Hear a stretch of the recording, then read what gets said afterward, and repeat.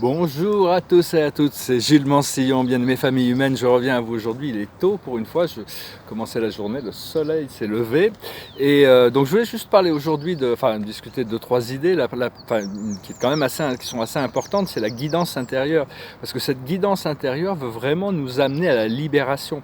Nous sommes des êtres complexes, jamais cette présence divine à l'intérieur de nous va s'imposer, c'est à nous de l'appeler, c'est à nous de recréer cette connexion volontaire, sortir de la dualité, des polarités, arrêter de jouer le jeu de la séparation et du drame pour rentrer dans l'unité. Bon, personnellement, ça fait une trentaine d'années que je suis dans la voie spirituelle et donc j'ai réussi à ouvrir des voies de canalisation et ma présence je suis me prouve qu'elle est là 7 jours sur 7, 24 heures sur 24 avec moi, même si des fois elle est silencieuse. Et arrive à communiquer télépathiquement de manière intelligible avec moi. On a aussi des guides qui sont des êtres divins avec qui on a signé des accords avant de venir nous incarner sur Terre pour venir nous guider, nous protéger, nous assister, renforcer notre connexion à notre âme et notre présence je suis. On a aussi une famille d'âmes qui est une famille ce sont des êtres qui sont très très proches de notre âme. Bon, on ne connaît pas notre âme encore, on cherche à reconnecter avec cette âme divine, cette âme éternelle, cette partie lumineuse de nous-mêmes.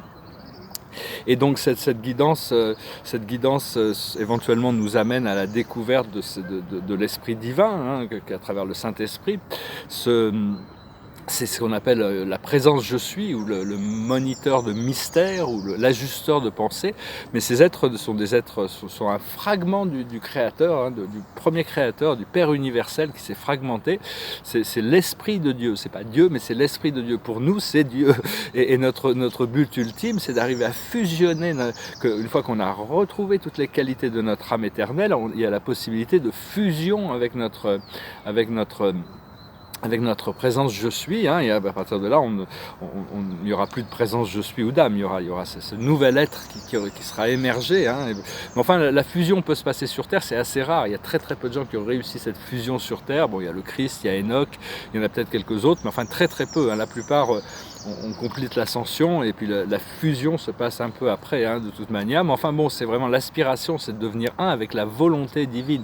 Qu'est-ce que Dieu veut pour nous? Parce que Dieu quand Dieu nous dit, je veux dire, il y a toujours cette guidance, est toujours alignée sur notre plus haut bien, même si l'ego a tendance à vouloir résister. Si Dieu nous dit, faut arrêter de boire de l'alcool, faut arrêter de fumer, faut arrêter de faire il y a toutes sortes de choses. Alors notre ego résiste parce qu'il a ses habitudes, c'est ses zones de confort, mais c'est pour notre santé, c'est pour notre bien-être. Il n'est pas en train d'essayer de nous manipuler à croire quelque chose. Et donc bon, on doit continuer à écouter, faire ça progressivement, avancer, parce que cette présence, cette intelligence divine est complètement consciente de nos forces et de nos faiblesses. Elle sait d'où on vient et elle sait où elle veut nous guider. Mais c'est à nous de volontairement nous aligner avec cette volonté, essayer de suivre. Écoutez, au départ, on n'a pas forcément... Tout le monde n'a pas Dieu qui ne sait pas différencier entre la voix du vrai moi et la voix du faux moi, parce que bon, cette présence dans nos pensées s'exprime tout régulièrement. C'est pas une voix, c'est une voix douce, de toute manière. Mais c'est pas, disons qu'au départ, il faut voir la synchronicité, il faut apprendre à écouter nos rêves, il faut essayer de voir les synchronicités, il faut essayer de sentir, parce que c'est vraiment à travers des ressentis, quand on ressent quelque chose de vrai à l'intérieur de nous, que cette chose peut se cristalliser.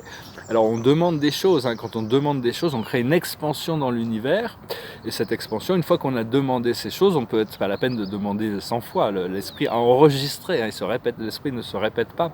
Enfin, des fois il se répète un peu pour nous, parce qu'on a besoin on nous a déjà expliqué quelque chose, mais on a besoin d'y revenir dessus, on a besoin de l'intégrer. Donc bon, il peut nous rappeler des choses. Et donc, par contre, la meilleure manière de manifester les choses, ce qui n'est pas toujours évident à comprendre, c'est qu'une fois qu'on a demandé, c'est bien de continuer ces disciplines spirituelles, la méditation, le service, la purification, toutes ces choses sont très très utiles et très importantes, mais il faut absolument trouver des moyens de s'amuser, parce que c'est quand on s'amuse qu'on est complètement détendu, où on est complètement dans l'état de réceptivité, on n'est plus vraiment on est dans le moment présent sans avoir besoin d'être en attente de quelque chose, hein, même bien que bon, l'attente fait partie du procédé. Et donc à partir de ce moment-là, il faut arriver à équilibrer ces choses, mais enfin trouver du temps pour s'amuser, pour se détendre. Et donc voilà, hein, je vais tirer quelques cartes là pour voir aujourd'hui. Le contemplateur, l'observateur, c'est aller loin. Hein, on se prépare vraiment pour à partir du moment où on aura commencé ce nouveau cycle, on va pouvoir prendre conscience que bon, on a un nouveau, il faut aller loin. On a loin à aller. Hein, c'est un peu comme un marathon. On se prépare pour un nouveau marathon. Hein, on a déjà complété un marathon. Alors la plus haute sagesse, c'est approcher du gouffre, c'est-à-dire être capable de prendre les décisions qu'on a besoin de prendre.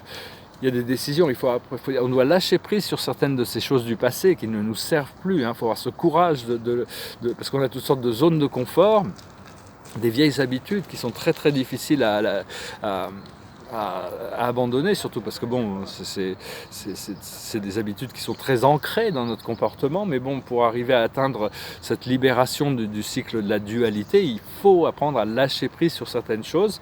Ce que l'on doit comprendre, c'est heureux. C'est-à-dire arriver à concevoir que tout est parfait, que tout est bonheur, que tout est joie. On a juste besoin de lâcher prise sur tout ce qui n'appartient pas à cette sphère de réalité, accepter la réalité le plus possible. Il y avait un philosophe qui s'appelait Spinoza qui a pas mal parlé de ça, c'est l'exil, il appelait ça l'exil de l'ignorance, c'est-à-dire s'abandonner au fait que la vie est infiniment parfaite et rien ne peut améliorer la vie. La vie est telle qu'elle doit être, avec toutes ces apparentes imperfections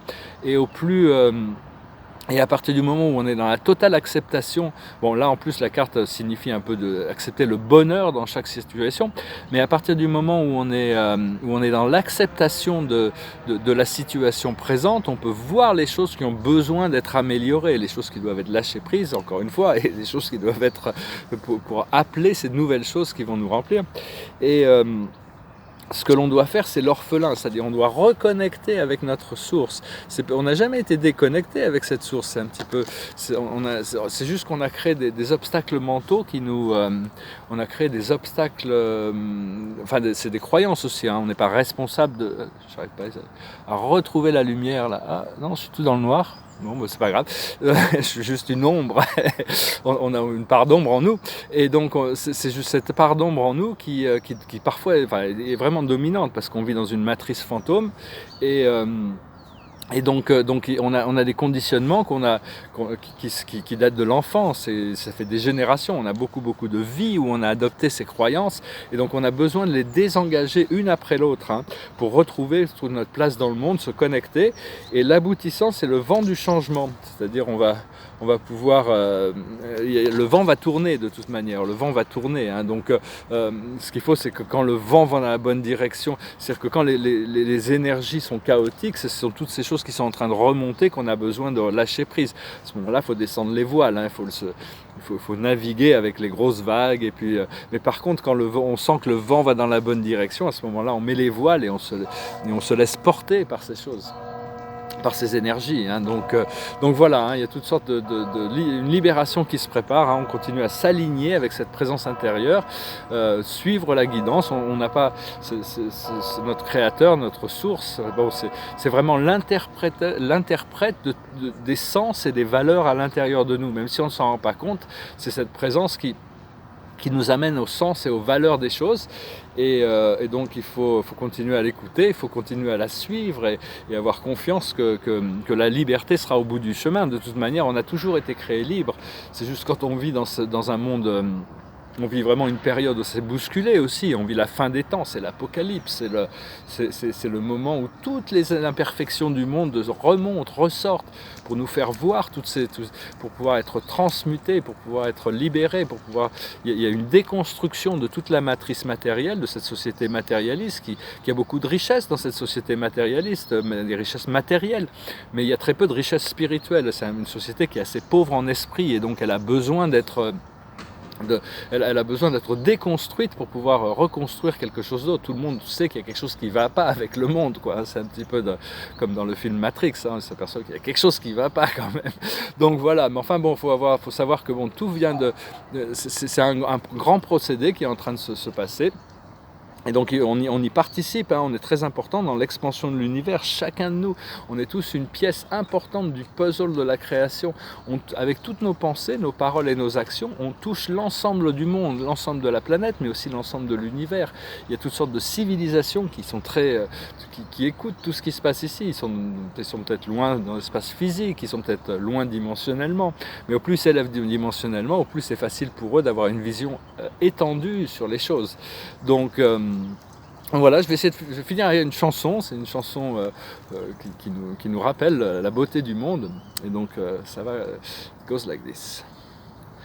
I see trees of green, red roses too, I see them bloom for me and you, and I think to myself, what a wonderful world. I see skies of blue and clouds of white, the bright blessed day and dark sacred night, and I think to myself, what a wonderful world. The colors of the rainbow, so pretty in the sky, are also on the faces of people going by. I see friends shaking hands, saying, how do you do? They really saying, I love you. I hear babies cry, I watch them grow. They've learned much more than I'll never know. And I think to myself, what a wonderful world. Yes, I think to myself, what a wonderful world. Voilà, je vous souhaite une excellente journée, une excellente semaine. Hein. On se prépare pour toutes sortes de miracles. Des fois, il y a des petits miracles, des fois, il y a des grands miracles. De toute manière, il faut avoir confiance. Hein, de toute manière, c'est notre âme qui a dessiné cette voie pour nous. Et cette voie temporelle pour nous. Mais bon, je sens très personnellement qu'il y a une libération qui se prépare, bon déjà pour moi, mais aussi pour le monde. Hein. Une fois qu'on aura pu trouver notre équilibre, on cherche à trouver cet équilibre, cette position de bien-être et pour pouvoir lâcher prise sur toutes ces choses qui ne nous regardent plus dans un sens, hein, toutes ces choses du monde dualisées, pour rentrer dans une phase de neutralité et d'appréciation des choses, pour aussi amener notre paix partout où on va, hein, pouvoir amener cette paix. La paix, c'est quelque chose de très précieux, mais ça doit se créer à l'intérieur pour pouvoir justement arriver à que les gens puissent trouver un peu de paix aussi quand ils nous rencontrent. Hein. Voilà, je vous salue, je vous remercie et je vous dis à bientôt. Namasté.